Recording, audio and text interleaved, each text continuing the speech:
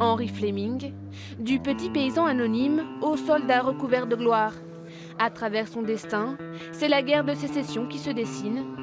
Une épopée militaire à la plume documentée et au trait réaliste.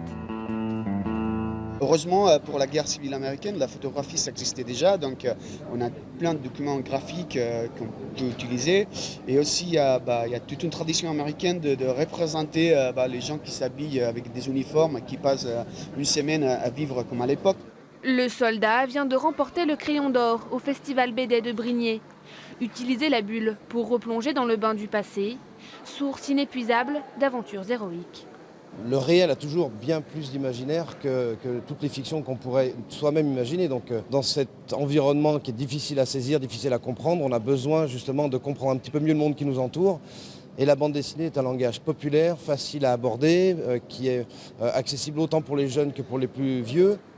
J'ai des petits-neveux qui habitent pas Lyon. Ça va être un moyen pour eux de découvrir l'histoire de Lyon. Et au niveau pédagogique, oui, je pense qu'il y aura plus de facilité, en tout cas, à le lire sans dire je vais étudier quelque chose et à retenir des éléments. La BD historique, le genre n'est pas nouveau mais il est aujourd'hui à la mode. Il représente la moitié des titres sortis en 2013. Et nombreux sont ceux qui dépassent largement la moyenne des ventes. Cette année, centenaire oblige, c'est la Grande Guerre qui a inspiré les planches et envahi les étagères.